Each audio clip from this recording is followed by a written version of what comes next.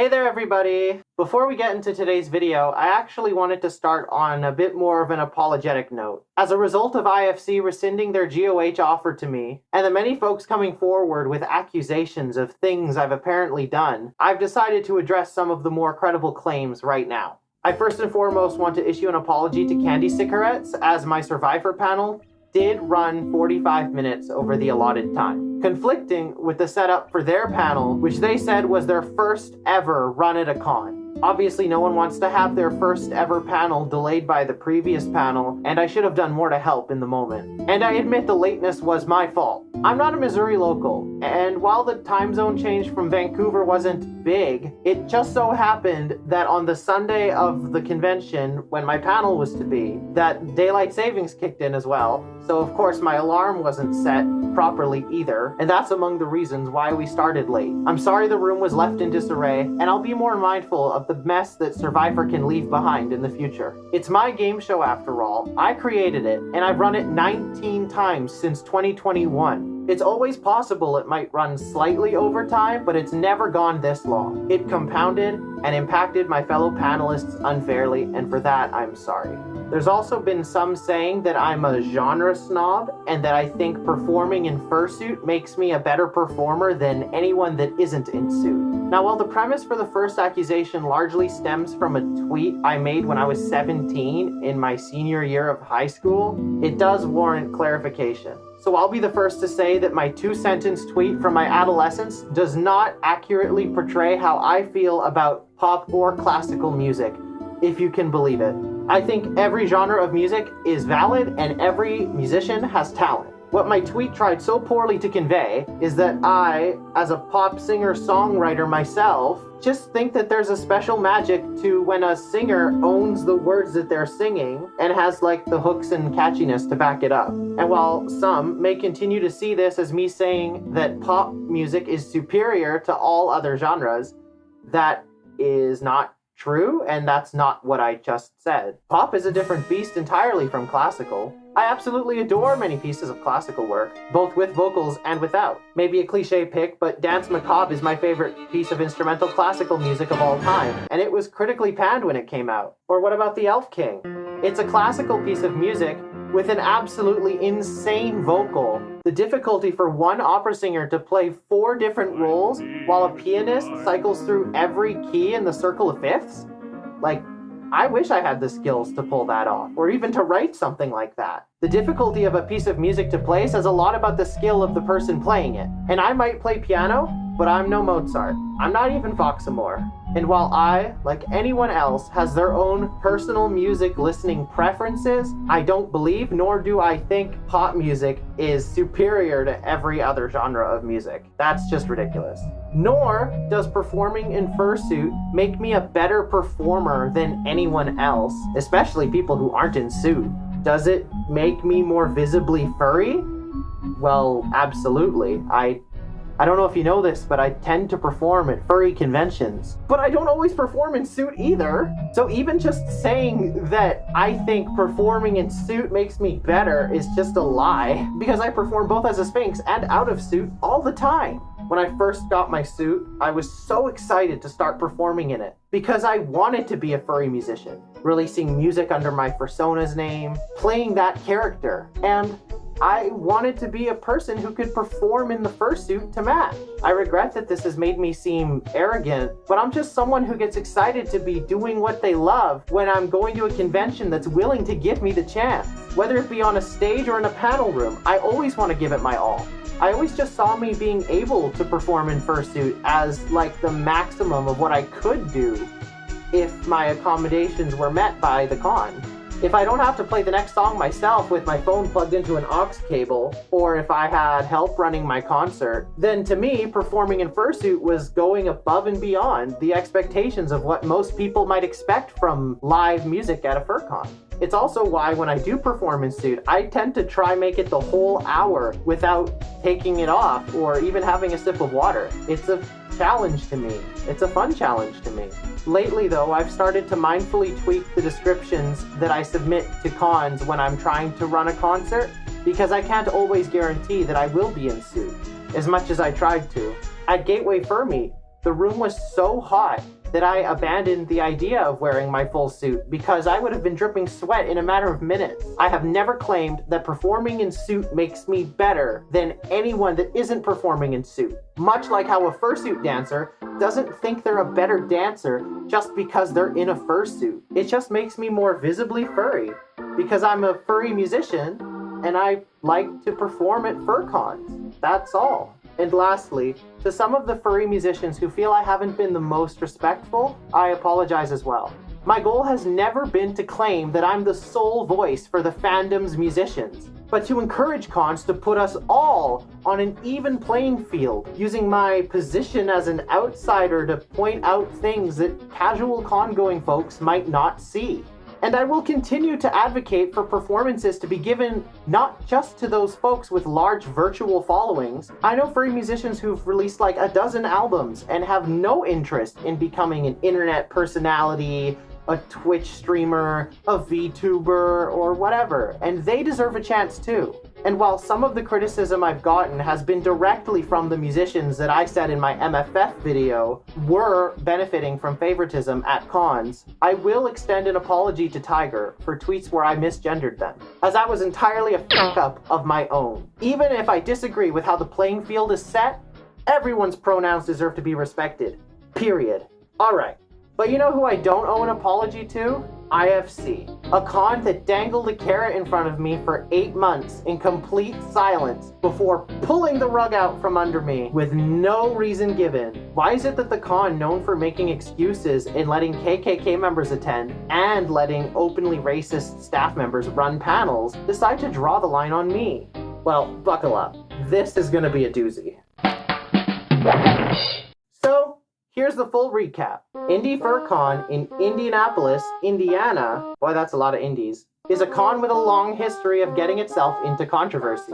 Years of letting the openly alt-right Huskoon remain a high-level staffer to inviting Griffin himself directly to run panels in 2019. They're definitely a con that's been through the Twitter outrage gauntlet a number of times of their own volition.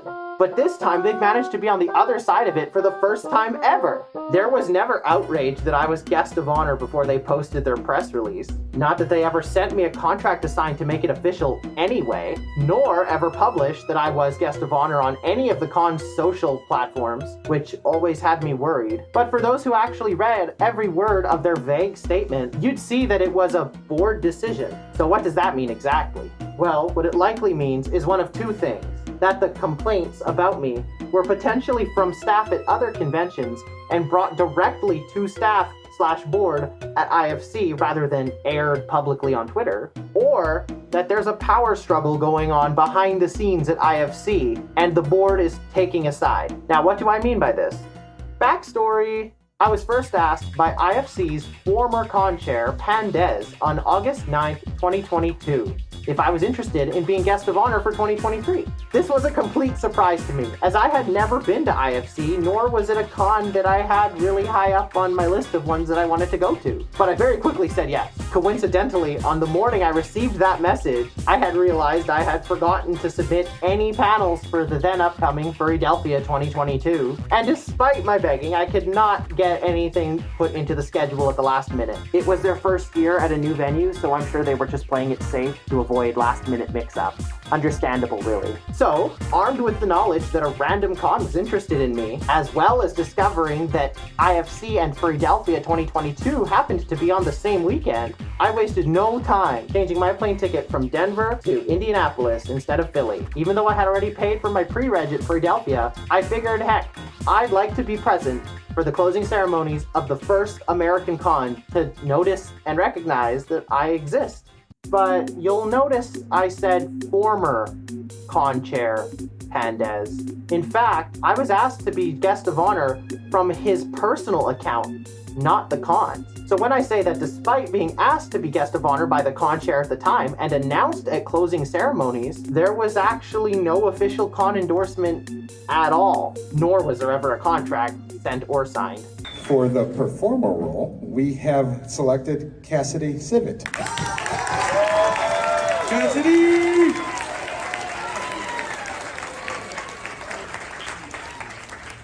Congratulations. There was never communication with anyone other than Pandez in that initial ask. Could be he was just acting alone. Then, when he stepped down as chair at the same closing ceremonies, I began to wonder, but I really shouldn't worry, right? A con wouldn't possibly lead someone on for months off pure goodwill alone, right? Guess a girl got fooled by expecting professionalism from furries.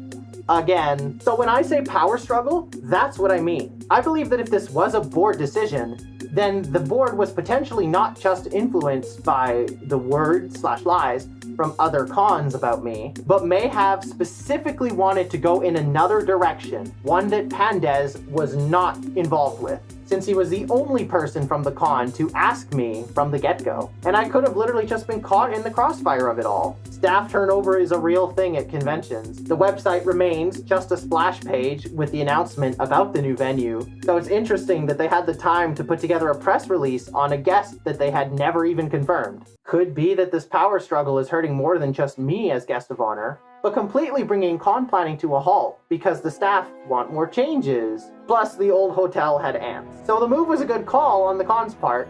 Their only good call, apparently. Maybe that's what they meant by different direction. Now, obviously, we don't know yet who the new guest of honor will be at IFC. Maybe we'll get lucky and they'll go full mask off and just make it 2 Griffin like I'm sure they want. The folks saying, "Come an IndyFurCon dub," might be unintentionally revealing a little bit about how they feel in regards to certain folks in this fandom, while one group may have been vocally happy to see me take this very public L, including some very cool people from my past seeking to grow the online resentment towards me. Another sizable group had different things to say. "I won't be going to your con anymore," reads one tweet. 3 gleeful responses telling that person to get lost. I wonder if any of those 3 will be going to IFC. But what's really interesting here is that the official IFC Con Twitter actually liked several of these responses. "Goodbye, so long for you. You're upset we removed someone we announced 8 months ago with no reasons given?"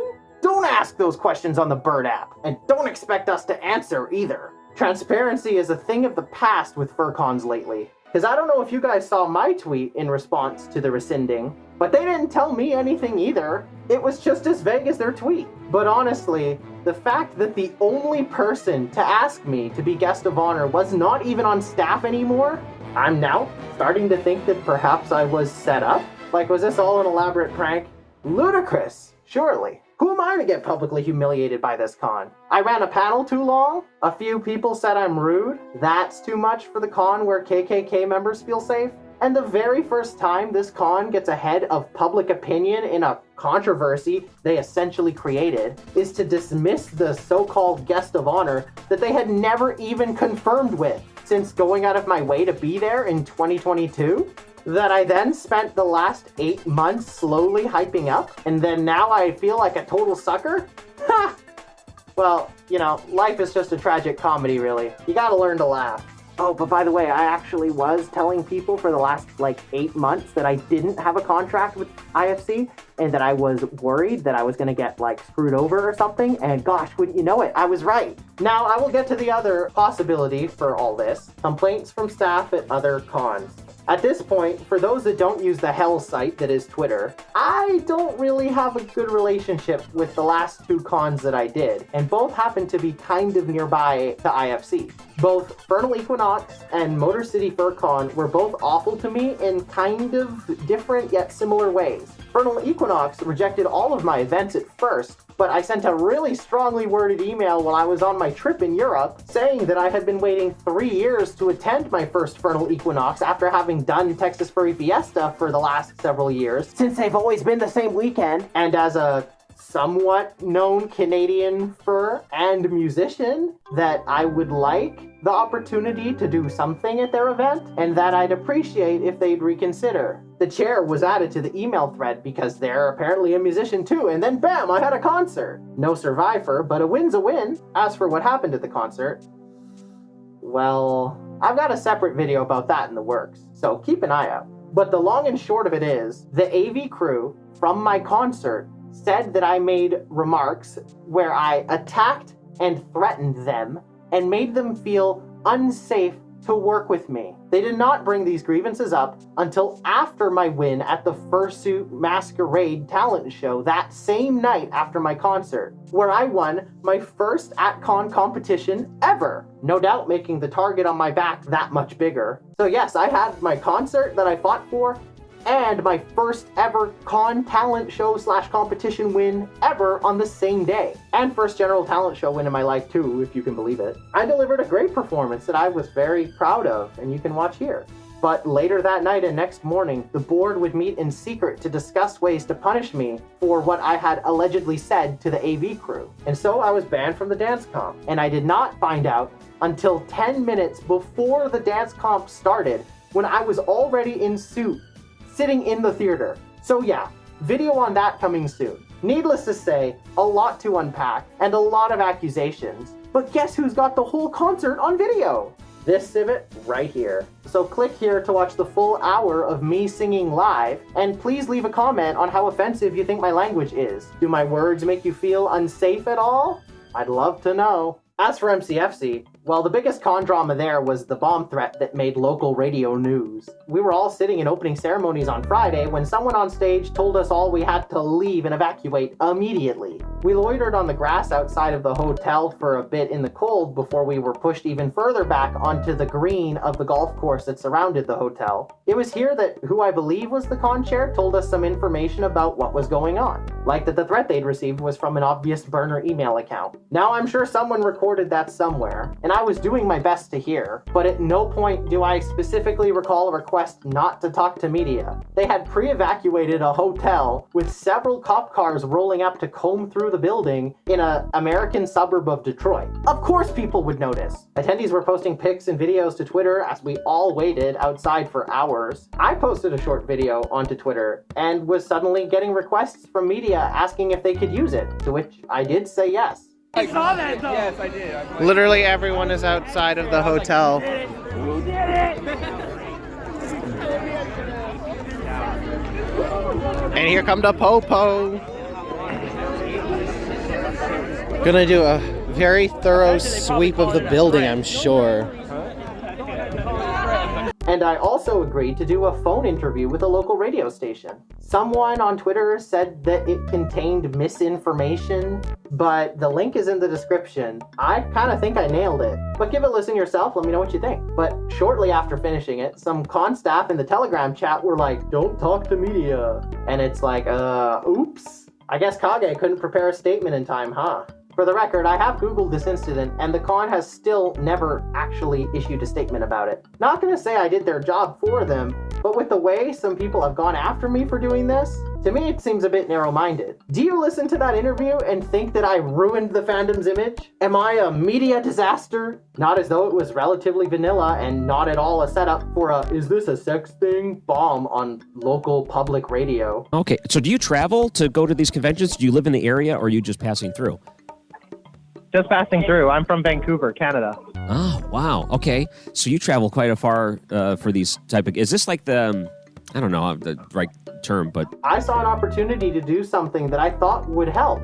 Because back in Canada, I do work in politics. I do handle stuff like messaging and public speaking and speech writing and stuff like that. So yeah, I gave it a shot. And though some see this as a factor in IndyFurCon rescinding their guest of honor offer to me, I don't. Like, not at all. Simply because if the con, MCFC, had wanted to punish me in some way, they could have. I think they would have done it. The bomb threat happened on the first day. This sat online all weekend. No staff ever approached me outside of that same day con chat that I mentioned earlier, but that was after the fact. Not like I was hiding. I'm Cassidy Civet, after all. I was literally in the dance comp at MCFC too. Although I had no events to run. Wait, what a delightful segue. Now we're going to talk about the panels side of Motor City FurryCon 2023.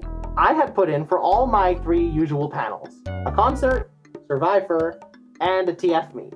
I was entirely rejected with a single generic email. That was it. I quickly emailed them back and asked them why they made the decision, only to hear nothing back. I mentioned that I had attended MCFC in 2022, when Uncle Kage had caught COVID, and so they had to cancel like a third of the panels because he was the only person running them, and they instead had Alkali Bismuth, who is awesome by the way, running panels non-stop for over 12 hours on the Saturday. Not even mentioning how much he did the other days, because he did everything. Like there's volunteering, hogging the stage, and then there's being so willing to help out the people in your community who are simultaneously so unwilling to remedy the problem by diversifying the panel lineup in the first place that good people like Alkali kind of get taken advantage of by laziness. And that's a strong word, isn't it? Well, it was quickly discovered that the MCFC 2023 panel lineup had been copy-pasted from MCFC 2022. Minus a few panels, such as the Pepper Coyote concert, though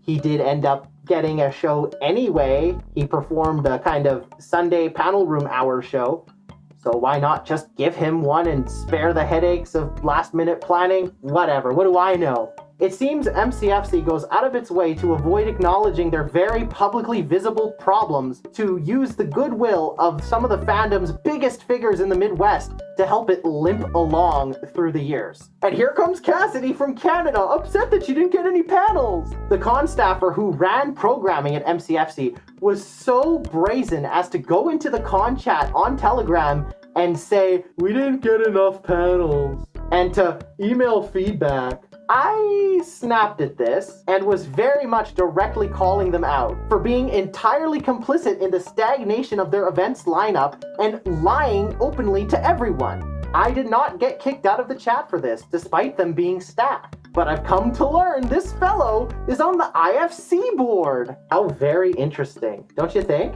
I love it when lazy people are in power. But so concludes my theories. And yeah, sure, there's a few dozen people on Twitter saying I have a reputation for being rude, but they make up such a polluted minority. They range from assault apologists to game thieves that try to take over local conventions. It's not worth getting into today. That they're hardly reflective of the 28 cons I've done since 2021. Twitter is not real life, and it's important that everyone in this fandom remember that. IFC got to act like it was saving the day when in real life, attendees had shown great enthusiasm at my announcement. I guarantee not all of your attendees have Twitter either, nor is every like a guaranteed attendee. Though I did see someone say that they were thinking about bringing signs and making shirts asking where I was. And yes, please do that. It would be very funny. Overall, though, I don't really have much more to say or add to all of this. I've given my sincerest apologies to the people I never meant to upset, and I can't beg my way back into being their guest of honor. Not that I would want to go to Indiana at this point anyway. Oh, America. I can see why perhaps a West Coast Canadian was too much, considering they were totally okay with Furry's con chair, BC Breakaway, being their guest of honor back in 2018, because Alberta is basically like our Texas. Wait, enhance.